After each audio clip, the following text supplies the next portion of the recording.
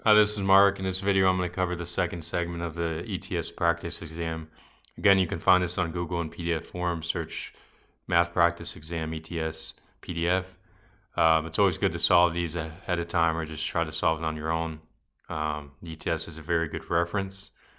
And here's problem number 10. I'm going to cover 10 through 16. And let's jump into it. So for this problem, you notice that the x and the y coefficients for each of the equation are reversed. You also notice that here 6, the end coefficient is just half of 12. And what you want to find is this x and y satisfies the system of equations. What is the value? So it says what is the value of x minus y? So for this case, that's the key right there. We're trying to find that. So noticing that 6 is half of 12, you can start with this. You can take equation 2, and if you multiply by 2, so basically this gives us 2 times, we have 3x plus 7y equals 6. We're going to multiply both sides by 2, and so we're going to have 6x plus 14y equals 12. But we also know that 12 equals to 7x plus 3y.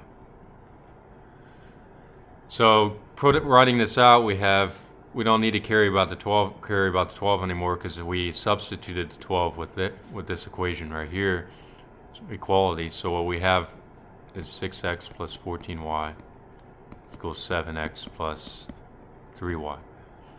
So the key here is we're going to try to shift the variables to one side, and the simplest way is if we move 6 to this side, we move 14 to here. And anytime you have the sign, if the sign's positive, which is what for this case, for 6x and 14x are positive, what you're going to do is reverse the sign on the other side. So we have 0 equals, we have 7x minus 6x. Notice how plus becomes minus, plus, and we have 3y minus 14y. So if we combine this, or we simplify it, we have 0 equals x plus, we have x minus 11y. So here now we can bring the 11 over here, but since the sign's negative, it becomes positive. So we have 11y equals x. So that's the key. Now we need to solve x minus y, so we can do x minus y equals, notice how I'm taking the x, I'm going to substitute it, so we have 11y minus y, and that gives us 10y. So now we know that x minus y is 10y. So what we're going to do here is take equation 2 and substitute y, or x again, because we know x is 11y, so we have 3, x is 11y, and plus 7y, we have this equal to 6. So this is 33y plus 7y equals 6. So that means 40y equals 6. And if we divide both sides by 40, you have y as 6 over 40. And then right here, we want to find 10y, because x minus y is 10y. So multiply both sides by 10. And we have this equal to 60 over 40, which is 30 over 20, which is 3 over 2. So that's answer choice B. And that's just the key here is find the relationship of x minus y. And by doing so, you have to, there's multiple ways you could solve this, but you need to find like the key, either the key words or basically key information to link these two together. And that's the way on the GREs, you gotta link the variables together in some form. Okay, the next problem, let's continue. I'm gonna use a new section. Alright, so next problem, it says triangle ABC, the measure of angle A is 25, the measure of angle B is greater than 90. Which of the following could be a measure of angle C? So for these cases, it's all possible values. Could be A, B, C, D, E. Could be A, B, C, D, A, B, C, D, C, B. Any combination possible. So with this, we know angle A equals 25. We have angle B is greater than 90, and angle C equals question mark. Well, right here, we know if we draw any triangle with A, B, C, we know angle A plus angle B plus angle C must equal 180 for all cases. So this is the key information. So another thing is by the logic, we know that angle A plus angle B must be greater than, or this is greater than symbol, not greater than 25 plus 90. So we draw, and this is going to be equal to 25 plus 90 is 115. So it's greater than 115. So if we draw, we have 115, and we're trying to get to 180. So the distance here is 180 minus 115. Now, if angle A and B is greater than 115, that means it's somewhere like right here. It's anywhere greater. It could be over here, it could be here, here, anywhere. So therefore, angle C must be less than 180 minus 115, which is the total distance. And therefore, angle C is less than, 65, I believe. And there we have it. We can have anything that satisfies this relation holds true. So it's less than 65. It can't be 70, but it could be D, C, B, or A. Of course, A is the case when it gets over here, gets closer to here. Here's B is the case over here. It's a little bit larger and then we have C and then we have D, because the distance here represents C. The distances all the way to 180. So that's what C represents in this case. And yeah, the key is it's greater than 90. You're taking that information with the provided information to get to where you need to go. All right, so this question, okay, this is just one answer choice. Select one of the answer choices given. Okay, it says what is the least integer such that 1 over 2 then is less than 0.001. Okay, to start with this, the key is, you notice that 1/10, or 1/10 is 0.1. And then 1/100 equals 0.01. So what we did is we shift the decimal to the left 1 unit.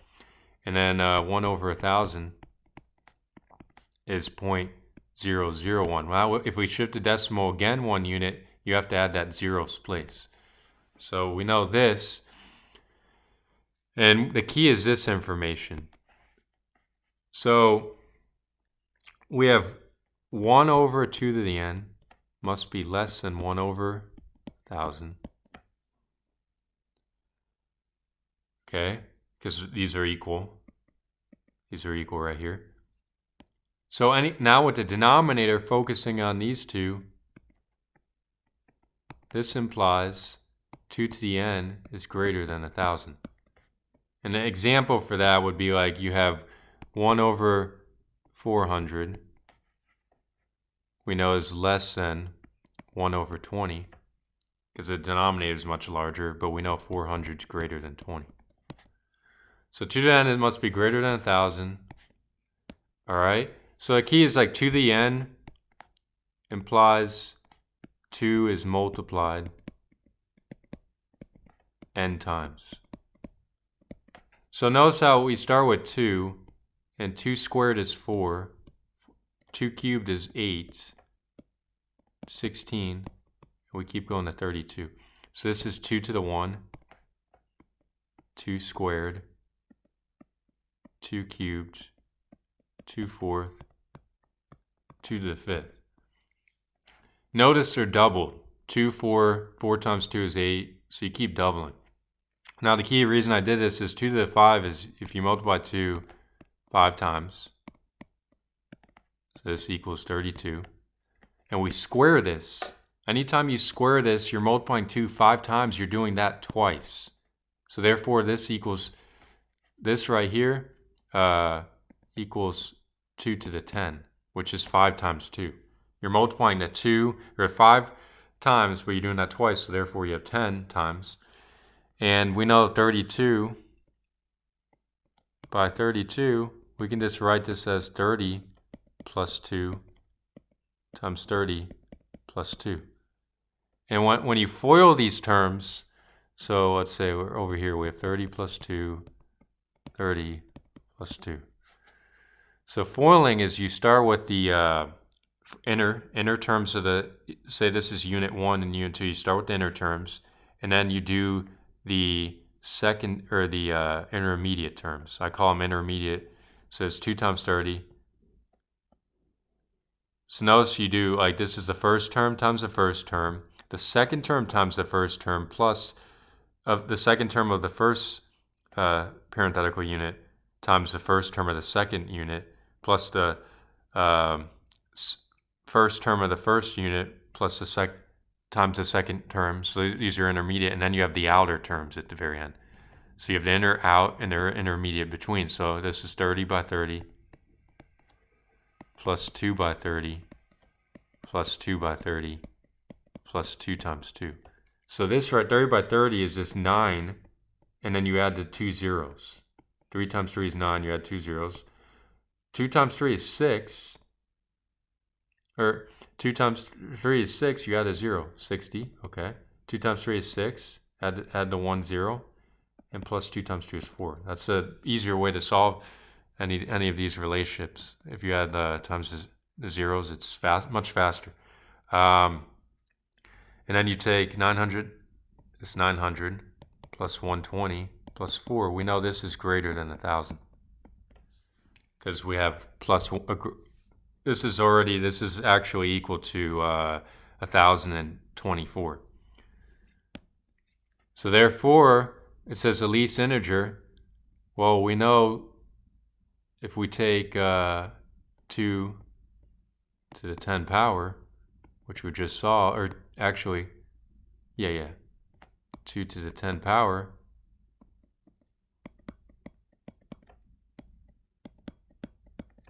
so therefore, answer is A. It's the least integer. It satisfies the truth, but it's a lower number. Okay, so that's that problem. Let's go on to next problem. So in the sunshine, an upright pole of 12 feet tall is casting a shadow of 8 feet long. Okay. At the same time, a nearby upright pole is casting a shadow 10 feet long. If the lengths of the shadows are proportional to the heights of the poles, what is the height in feet of the taller pole? Okay. So you start with the first one. It says it's 12 feet tall, but it casts a shadow. If we have like the sun projecting here, it's casting this shadow 8 feet.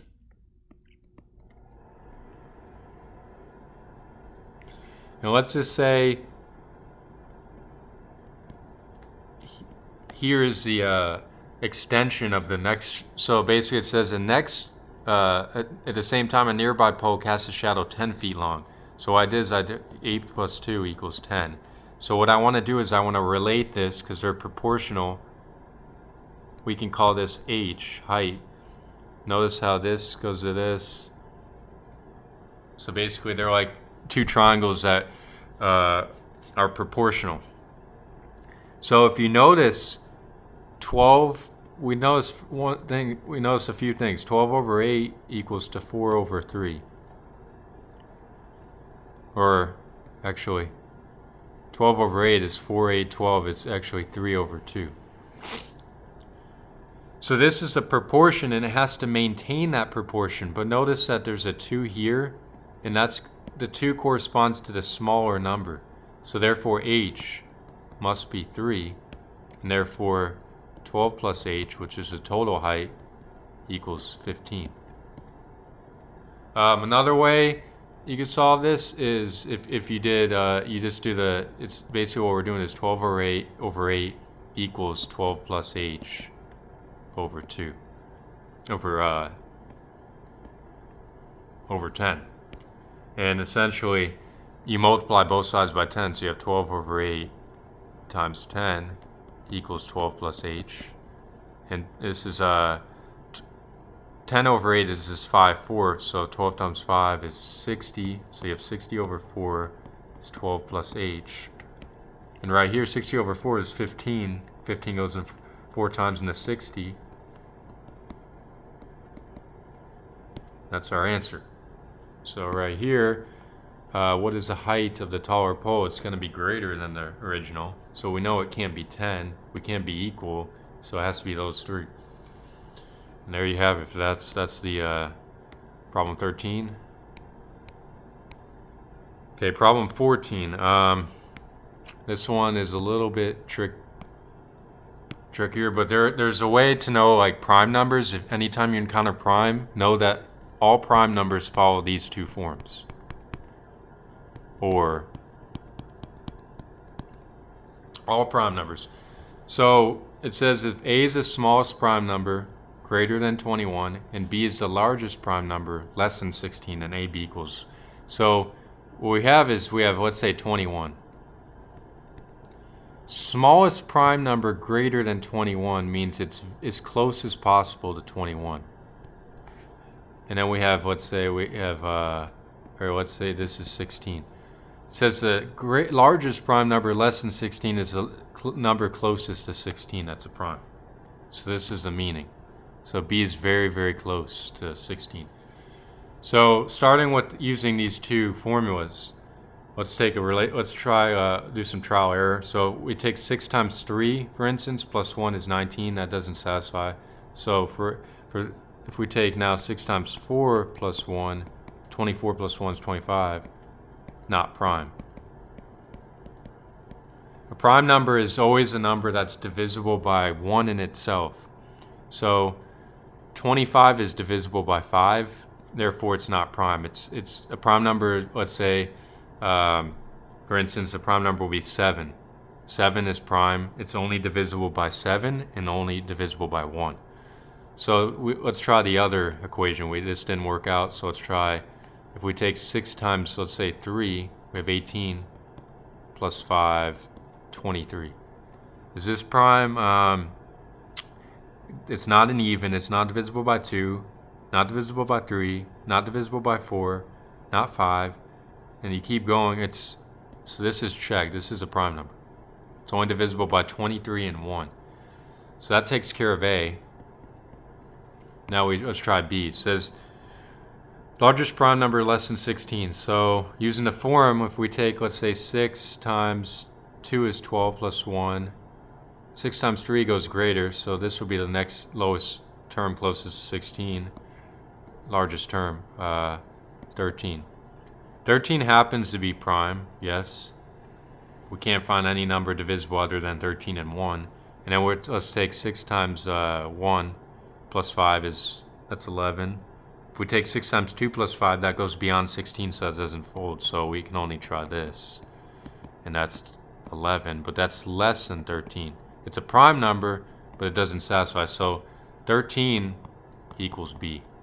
So the solution now is AB is 23 by 13, which is just 20 plus 3 times 10 plus 3. And when you FOIL this, it's just 20 times 10, which is 200, plus 3 times 10 is 30, plus 3 times 20 is 60, plus 3 times 3 is 9. So 299 is your solution. So that's A. And then next problem, let's see.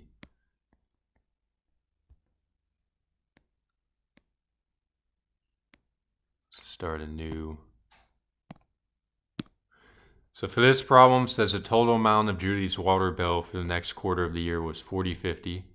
The bill consisted of a fixed charge of $13.50 and a total charge plus charge of 75 cents per or 0.0075 per gallon. How many gallons of water was Judy charged for the quarter?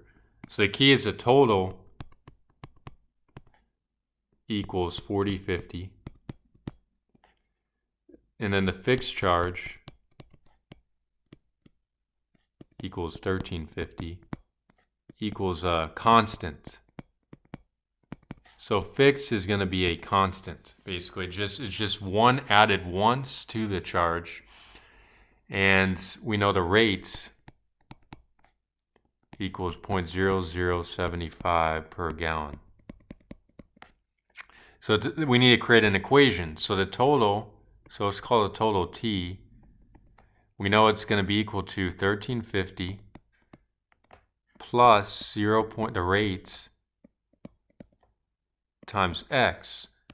And basically X equals gallons, or X is, so this is X gallons. So essentially we have 0.0075 dollars per gallon, and we're multiplying this by X gallons. So the gallons cancel and you're left with just the money. So the money has to be consistent. This is money, this has to be money, and the total is money. So essentially the total we know is 40.50 is 13.50 plus 0.0075 X. So we're going to move this over here, and that's equivalent to saying 40 minus 13, that's 27, is 0.0075 X. Notice what 0.0075 is. We know that 75 over 100 is just 0.75. So basically this is like 3/4 though.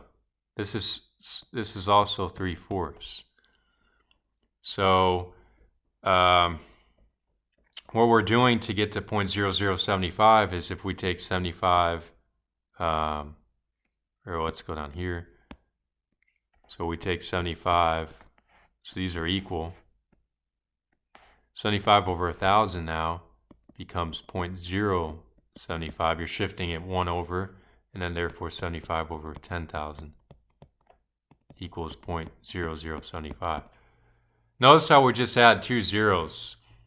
So essentially, it's like the saying 3 over, so 75 over 100 is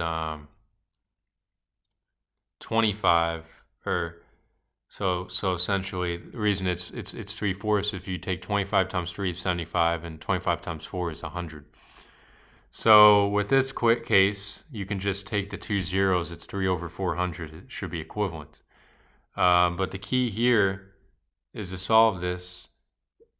Let's just suppose if we take let's take this rate. So if we take 3/4, this becomes 4/3, and then we're gonna add. Let's see. So how we do this is we're gonna take 75 over 10,000. So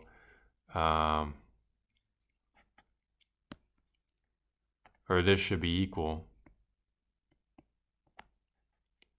So this is going to be 3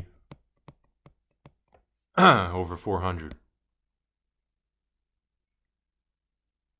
So we have 27 equals 3 over 400 x. So then now we're going to take divide both sides by 3 over 400 reciprocal. So we have 27 times 400 over 3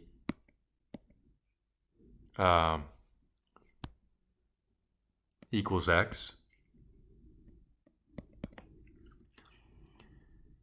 And 27 times 4 is, let's see, the 27 times 52. 52 is 104. 104, we add the 2 zeros, over 3.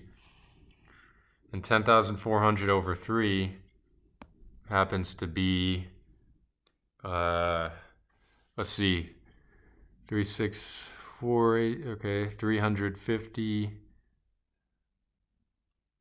Let's see here, so that's our answer.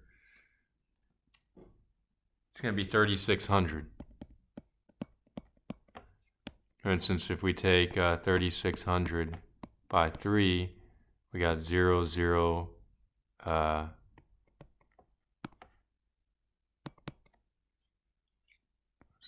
10,800.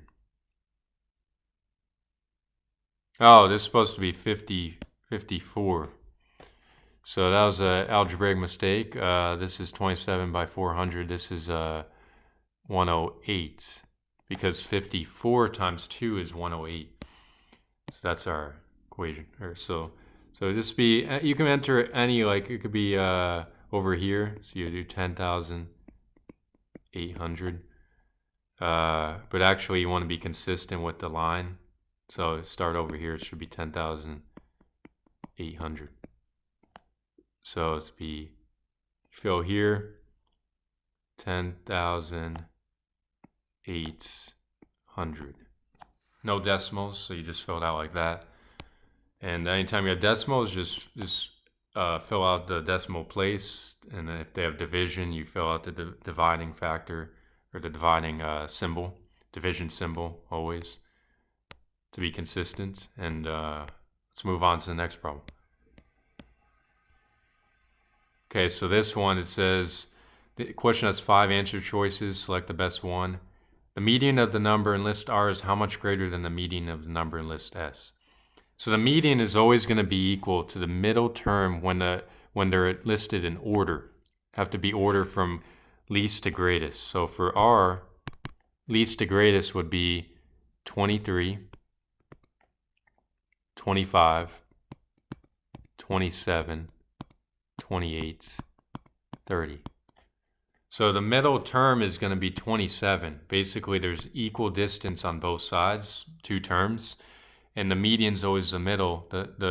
It's basically, there's 5 terms. It's going to be 5 plus 1 over 2. So it's the third term. You always take the number of terms plus 1 over 2, gets you to the third term. And then you have list S. We're going to have 15, 17, 19, 20, 22. So 19 would be your middle term. It would be equal distance on both sides. So we have the median number in list R, 27, equals 19 plus X. Well, we shift over here and we have X equals 8. So 27 minus 19 is 8. So therefore the median is 8 greater than the median of list S. And then that's it. I was going to just solve up to 16.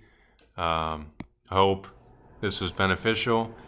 There's always going to be different ways to solve these problems, but since the time is due to time constraints, it's always best to find the fastest route or quickest, more efficient, and generally just key is just know what the median is for this problem, no definitions, no fundamental knowledge, and then take it from there. The GRE doesn't test for very advanced knowledge, no calculus, differential equations, none of that. Mainly just reasoning through the problems, knowing how to use, when you have a definition, how to use it.